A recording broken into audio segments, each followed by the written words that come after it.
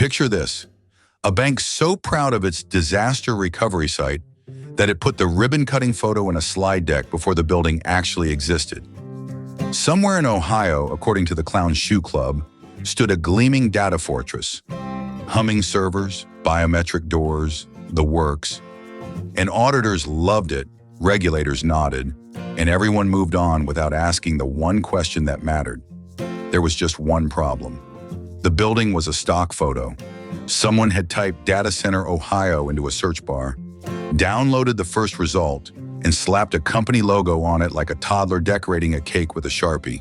Demetrius Hedgie found out the way he found out everything, by asking one quiet, devastating question. So if a hurricane hits, we fail over to a JPEG? Silence followed, the kind that makes a room feel smaller, and somewhere, a PowerPoint slide quietly wept. He filed the whole mess under 2B2M, too big to manage, too bogus to matter, figuring that was the end of it. But the real trouble started when the actual audit team, the ones with clipboards, badges, and zero sense of humor, called to schedule an on-site tour in 6 hours. Cue total clown, shoe hand-flapping of Olympic proportions. Executives sprinted down hallways like a fire drill, crossed with a hostage negotiation. And someone actually asked, "Can we Photoshop people into the lobby?" Demetrius just stared at his coffee like it owed him money. Jules Carmichael, ever the documentarian of disaster, pulled out his phone and delivered the line for the ages. If knowledge is power, then data is king. And right now, y'all are broadcasting live to an empty throne. Then he hit record and the live stream title said it all. Financial institution holds world's largest data recovery scavenger hunt. Spoiler, no one wins. The scramble that followed deserved its own reality show. Someone rented a warehouse 2 towns over, the kind that smelled faintly of forklifts and regret. And Mickey Consigliere, ever resourceful, tried to loop in a caterer to make it feel legitimate. Because apparently nothing says disaster recovery site quite like charcuterie and ambient jazz. Then Peter Prima showed up, summoned like a network architecture Batman, with actual routers, actual cables, and an expression of pure Californian zen amid the chaos. "It's the charming vibe," he said, wiring up servers at record speed. "Calm spreads. Panic's contagious too. But so's competence, if you let it." Grace Fortuna arrived just in time to watch 3 executives argue over whether fake server racks made of cardboard counted as representative infrastructure.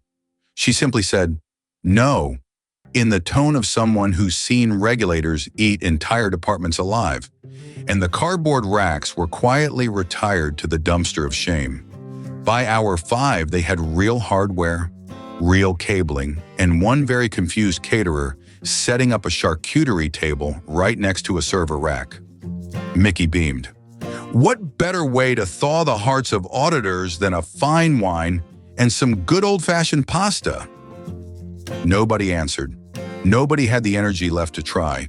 When the audit team arrived, they found something resembling an actual disaster recovery site, thrown together in the time it takes most people to assemble IKEA furniture.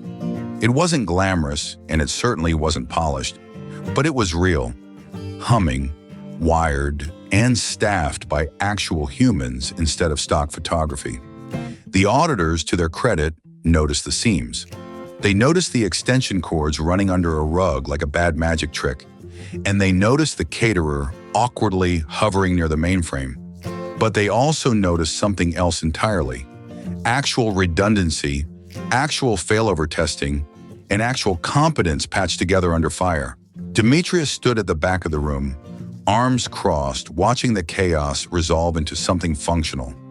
And when leadership asked what should happen next time, because there would absolutely be a next time, he offered up the 2 words that ended up saved, laminated, and mounted on a boardroom wall. The answer's no.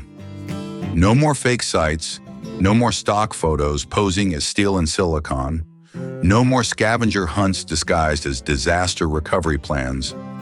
From that day forward, every DR site required actual verification, actual walkthroughs, actual documentation, actual humans confirming actual buildings existed.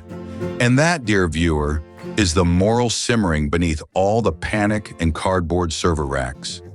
Resilience isn't something you can fake with clip art and hope, because when the storm actually hits, it's steel, sweat, and a firm no that keeps the lights on. Not a stock photo of somebody else's server room in Ohio.